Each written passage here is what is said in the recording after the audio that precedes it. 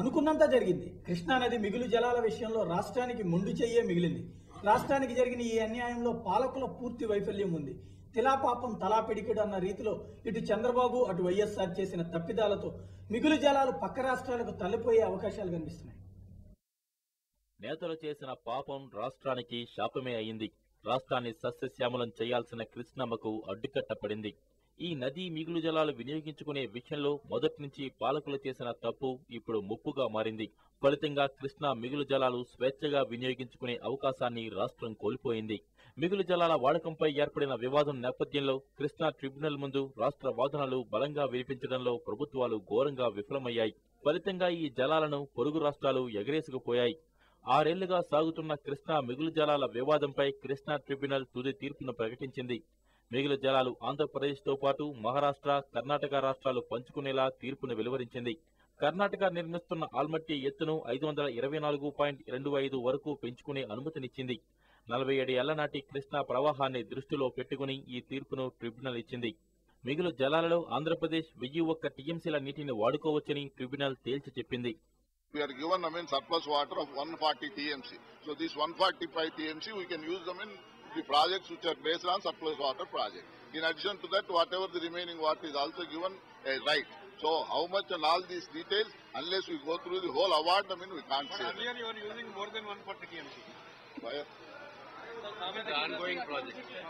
Ongoing projects, because at that time nobody was using it and it was going, and when water was available we were using it. There is no that unless we see the whole thing we can't say this. Without knowing the whole thing says I am satisfied. There is no point in saying that unless we see that. It's not the question of satisfaction. కర్ణాటకకు 911 టీఎంసీలు, మహారాష్ట్రకు 666 టీఎంసీల మిగులు జలాలు కేటాయించింది. కాగా గతంలో మిగులు జలాల వాడకంపై పూర్తి హక్కు ఆంధ్రప్రదేశ్కు మాత్రమే ఉండేది. ఇక చెన్నైకి తాగునీటి అవసరాలు తీర్చడానికి గాను 3 రాష్ట్రాలు 25 టీఎంసీల నీటిని విడుదల చేయాలంటూ ఆదేశించింది. మిగులు జలాలను 3 రాష్ట్రాలకు ట్రిబ్యునల్ పంపిణీ చేసింది.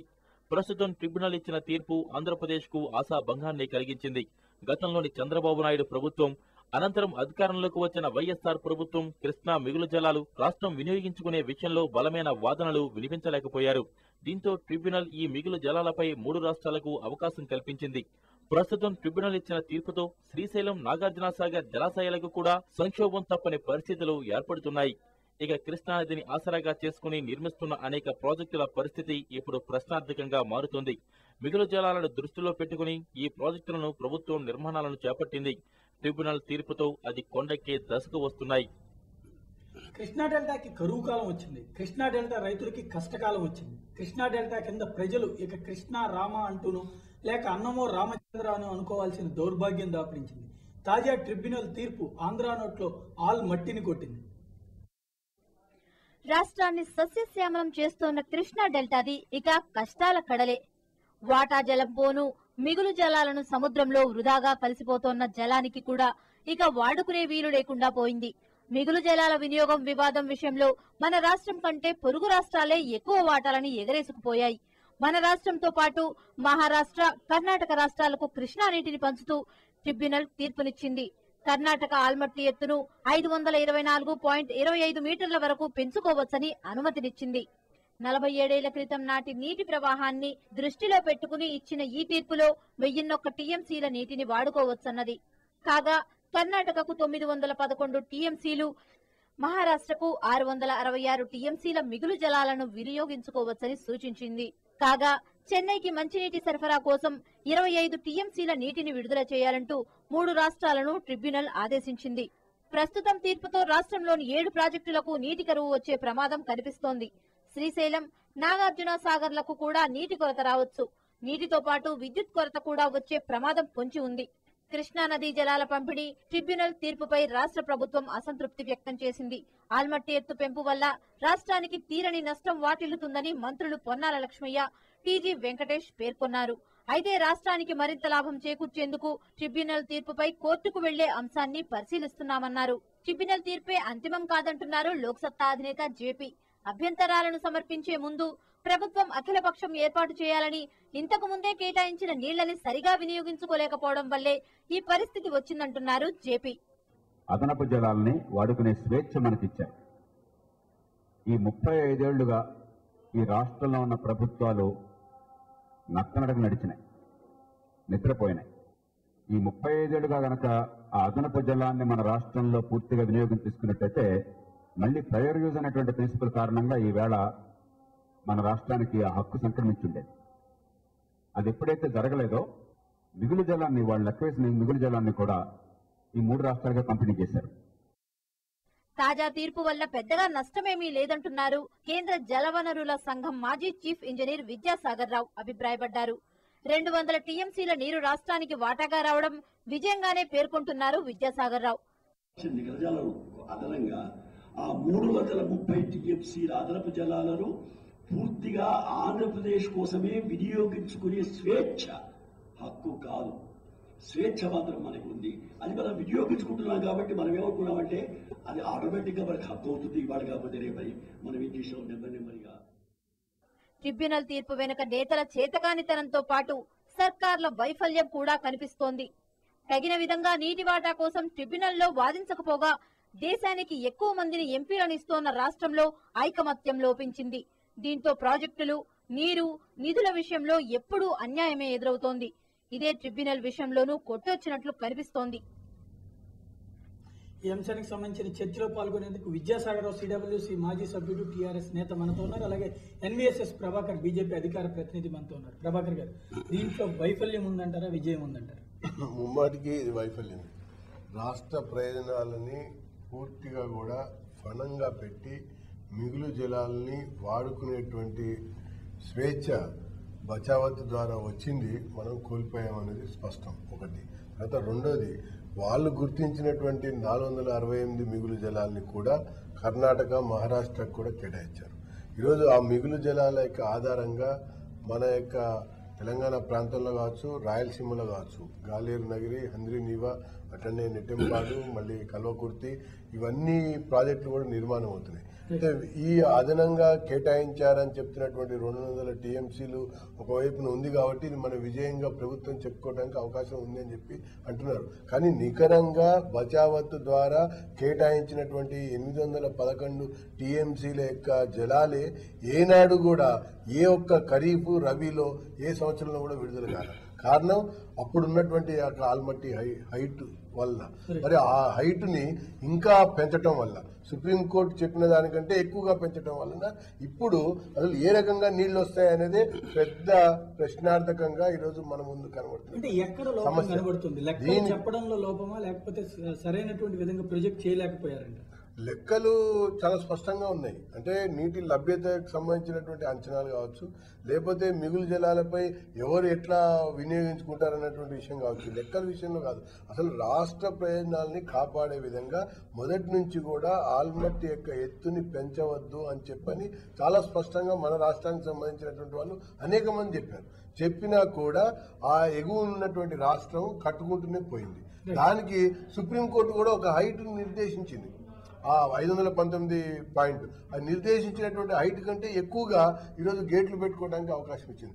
ఎగువ ఉన్నటువంటి రాష్ట్రం అదైతే దిగువ ఉన్నటువంటి రాష్ట్రం మనది. మరి దిగువ ఉన్నటువంటి రాష్ట్ర ప్రయోజనాల్ని జనరల్గా కాపాడవలసినటువంటి బాధ్యత ప్రతి ఒక్క ట్రిబ్యునల్ యొక్క పరిశీలనలో ఉంటుంది. మరి ఆ రకంగా మన యొక్క ప్రయోజనాలు ఈరోజు కాపాడబడ్డాయా? ఆ రకంగా మనకి నికర జలాలు కేటాయించినవి కూడా రానటువంటి సందర్భాల్లో మనం అందరం కూడా ప్రశ్నిస్తూ ఉంటే మరి అది ఎందుకు ఈరోజు ఆ యొక్క వాదనని ట్రిబ్యునల్ పరిశీలించలేదో అర్థం కావట్లేదు. రైట్. విద్యాసాగర్ గారు, మీరేమంటారు? మీరు ఇంతకు ముందు చేసినటువంటి స్టేట్మెంట్ చూసి నేను పూర్తిగా కట్టుబడి ఉన్నాను. నేను ఏమాత్రం కూడా వీటి వాదనతో ఒక తెలుగువాడిగా, ఒక ఆంధ్ర ప్రాంతంలో ఉన్నవాడిగా అలవాటు పడ్డట్టు మనకి మన నీడు కాకపోయినా బయటికి వస్తూ ఉంటే దాన్ని వాడుకుంటున్నాం కాబట్టి ఆ వాడుకునే స్వేచ్ఛ మనకు కంటిన్యూస్గా ఉండాలన్న ఆశ కానీ దురాశ కానీ ఉంటే సహజమని. ఈ వేళ జరిగింది ఏంటంటే అండి, అసలు మనం ఇది కొత్త ట్రిబ్యునల్ కాదు, అసలు మొట్టమొదటి ఆలోచించవలసింది. ఇదివరకే ఈ వాటర్ మీద బచావ్ ట్రిబ్యునల్ ఉంది. ఆ ట్రిబ్యునల్ యొక్క 2000కి మే 31కి పునఃపరిశీలించడానికి అవకాశం ఇచ్చింది. అప్పుడు మిగులు జలాలు అనేది కూడా ఉంది. అప్పుడు స్కీమ్ బి అని మిగులు జలాలు అన్నారు. అప్పుడు మిగులు జలాలు 330 టీఎంసీలండి. అందులో మనకు 25% 25% హక్కు మనకు కల్పించారు. అంటే మనకి ఎన్ని వచ్చేవి? 85 టీఎంసీలు వచ్చాయి. మా కర్ణాటకకు 50%, మహారాష్ట్రకు 50%, 25%. అంటే మనకి 85 టీఎంసీల నీళ్ళే ఆ రోజు మనం తీసుకొని ఉంటే వచ్చి ఉండేది. కానీ వాళ్ళు ఏమన్నారంటే ఇంకొన్ని కండిషన్స్ పెట్టి మనకి అంటే ప్రాజెక్టులు కట్టక ముందు ఉన్నటువంటి సమయంలో మొట్టమొదట జరిగింది ఏంటంటే అదే ఇక్కడ మనం ఏం చేసామంటే మొదటి మేము దీనికి ఒప్పుకోమన్నాం మనం. ఓకే, ఏది మాకు ఈ మిగులు జలాలు అనేది మాకు ఎలాంటి హక్కు అక్కర్లేదు. మాకు కావాల్సింది మిగులు జలాల్ని తర్వాత చూసుకుందాం, మాకు ఇప్పుడు నికర జలాలు చాలు. ఆ మిగులు జలాలు ఎందుకంటే కృష్ణా వ్యాలీ అథారిటీ అనేది ఏర్పాటు చేయాలి, మేము ఒప్పుకోమన్నాం. ఫలితంగా ఏం జరిగిందంటే పై రాష్ట్రాలు అబ్జెక్ట్ చేస్తున్నా కూడా 3 రాష్ట్రాలు ఒప్పుకోనందువల్ల మనకేం చేశారంటే ఆ మిగులు జలాలను వాడుకునే స్వేచ్ఛ ఇచ్చారు. Freedom to Liberty the use of the water without acquiring any right. హక్కు, ఎలాంటి హక్కు లేకుండా మీరు వాడుకోండి నీళ్లు.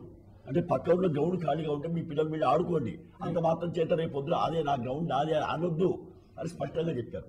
లాస్ట్ 9-10 సంవత్సరాల నుంచి ఎప్పటికప్పుడు పై రాష్ట్రాలు కొట్లాడుతూ ఉన్నాయి. వాళ్ళు నీళ్లు కట్టుకుంటూ పోతున్న ప్రాజెక్టులు మరి మా కుంభ మురుగుతుందని అంటే వాళ్ళు మన దగ్గర స్టేట్మెంట్ చేసుకున్నారు. మేము కట్టుకుంటున్న ప్రాజెక్టులు కానీ అంత మాత్రం చేత దయచేసి మీ మిగులు జలాలని మీ హక్కు కోరము. అంటే ఇప్పుడు మిగులు జలాలని దృష్టిలో పెట్టుకుని దాని మీద హక్కు వస్తుంది అన్నటువంటి పాయింట్ తో ఈ రోజు నిన్ను ప్రాజెక్టులు ఎవరు కట్టాలన్నాడండి నేను అడుగుతున్నాను. నేను ఎవరి అథారిటీ ఉంది, నీళ్లు లేవు, డబ్బులు లేవు, ఏమీ లేకుండా వేల కోట్ల రూపాయలు ఎందుకు పెట్టారని అదే సుప్రీంకోర్టు అడిగింది, అందరూ అడిగారు. ఆంధ్రప్రదేశ్ రాష్ట్రంలో ఉన్నాం, తప్పు మన ఆంధ్రప్రదేశ్ రాష్ట్రంలో ఉన్నాం. ఆంధ్రప్రదేశ్ సంబంధించినటువంటి ప్రయోజనాలు మాట్లాడవలసినటువంటి అవసరం ఉంది. నీకు అధికారం లేకపోయినా అడుగుతావు. అధికారం కాదు, నీకు 330 టీఎంసీలు 528 టీఎంసీ చేసేయండి. వాడ దాంట్లో 40% హక్కు ఇచ్చాడు, వాడు 25% హక్కు ఇస్తే ఏంటంటే మిగులు జలాలకు సంబంధించి భవిష్యత్తులో హక్కు వస్తుంది అన్నటువంటి ఉద్దేశంతో ఇచ్చిన తర్వాత దాన్ని స్వేచ్ఛ ఉన్నప్పుడు అంటే అంతకు ముందు మనకి ఇచ్చినటువంటి సమయంలో స్వేచ్ఛని కోల్పోయాం. ఒకటి మీకు హక్కు లేని అనుకున్నా ఆయన మీకు ఒక హక్కే ఉన్నట్టయితే గత 10 సంవత్సరాల నుంచి మన ప్రాజెక్టు రిపోర్టు పంపుతాం సెంట్రల్ వాటర్ కమిషన్కి. ఇదే ఇప్పుడు పంపిన మనకైతే ప్రాజెక్టులు కట్టారే మీరు, ఒక్క ప్రాజెక్టు కూడా ఎందుకు శాంక్షన్ చేయలేదు? వాళ్ళు ఏమన్నారు, మీకు నీటి హక్కు చూపించండి, మీకు ఇచ్చిన నికర జలాలు 811 టీఎంసీల నీళ్లు మీరు వాడుకున్నారు, కొత్తగా మీకు నీరు ఏమైనా హక్కు ఉంటే మీకు పంపించండి, మీకు ఇస్తా ఉన్నారు. ఇప్పుడు వాళ్ళ హక్కు సరే 200 టీఎంసీల హక్కు వచ్చింది. ఏ రాష్ట్రంలో అయినా సరే మిగులు జలాల మీద ఈ నది అని కాదు ఆ నది అని కాదు ఎక్కడైనా సరే మిగులు జలాల మీద కట్టకూడదు అనేటువంటిది జనరల్ రూల్ అది. అయితే మన రాష్ట్ర ప్రయోజనాల కోసం వెనుకబాటుతనాన్ని దూరం చేయడం కొరకు మిగులు జలాలు వరద నీరుని మనం వాడుకోవాలి, డైవర్షన్ చేసుకోవాలి ప్రకారం కట్టాం. ఈరోజు ఒక విషయం, బచావత్ ట్రిబ్యునల్ ప్రకారంగా మనకి రావాల్సినటువంటి 811 ఏనాడు కూడా రానటువంటి పరిస్థితి ఉంది. ఖరీఫ్ రబీలో అవును, ఎప్పుడు వరదలు వచ్చినాక అతివృష్టి వచ్చినాక ఈరోజు సకాలంలో ఖరీఫ్ కి ఆ యొక్క ఆల్మట్టి ద్వారా విడుదల చేసినటువంటిది లేదు. ఇక్కడ మనం గమనించవలసిన విషయం, మనం మన రాష్ట్ర ప్రయోజనాల కోసం మాట్లాడాలి. మన రాష్ట్ర ప్రయోజనాల కోసం హక్కును కల్పించుకోవడం రాజకీయంగా ఉద్యమించాలి, రాజకీయంగా సంపాదించాలి. ఇక్కడ సుప్రీంకోర్టు న్యాయమూర్తులండి, వాళ్ళకి అసిస్టెంట్ చేసే వాళ్ళేమో సెంట్రల్ గవర్నమెంట్ ఎంప్లాయీస్ అండి. మరి వాళ్ళందరూ కూర్చున్నప్పుడు ఒక రాజకీయ పరమైనటువంటి రాజకీయ తలకాయ కిందికి పెట్టి కాడు పైకి పెట్టినా కూడా మీరు సాధించలేని వ్యవహారం. ఎందుకంటే ఇది ఔచిత్యం లేని డిమాండ్. మీకు తెలుసు, మీకు ఏనాడు మీరు రాదని, అందుకే మీరు మీరు అంటలేదా ఇప్పుడు తెలంగాణ నీళ్ళని తరలించుకుపోతున్నారు, రాయలసీమ ఆంధ్ర అని చెప్పి మీరు మాట్లాడుతున్నారు కదా, అది ఇప్పుడు మాట్లాడుతున్నారు కదా. ఇప్పుడు అది మాట్లాడుతున్నప్పుడు మనం ఇక్కడ ఆలోచించవలసింది, మన రాష్ట్రానికి రానికుండా మన రాష్ట్రానికి కేటాయించినటువంటి కేటాయించినటువంటి నీళ్లే ఆల్మట్టి నుంచి నారాయణ రాజన్న పోతుంటే మనం అడగాలి కదా. ప్రభాకర్ గారు అడుగుతున్నటువంటి కోణంలో ఒక విషయం, మొదటి నుంచి రాష్ట్రంలో ఉన్నటువంటి ఈ రకమైనటువంటి భేదాభిప్రాయాల వల్లనే బాబ్లీ కట్టుకున్నా ఏం బాధ లేదు, తర్వాత ఆల్మట్టి ఎత్తు పెంచుకున్నా బాధ లేదు, దీని మీదనే మనకి ఎడారిగా మారేటువంటి ప్రమాదం ఏర్పడింది. మీరు మాట్లాడే ప్రతివాడు ఎడారి. ఇవాళ ఇదే డిస్కషన్స్ కర్ణాటకలో వినండి మీరు. Karnataka is the most unhappy. ఎందుకంటారా?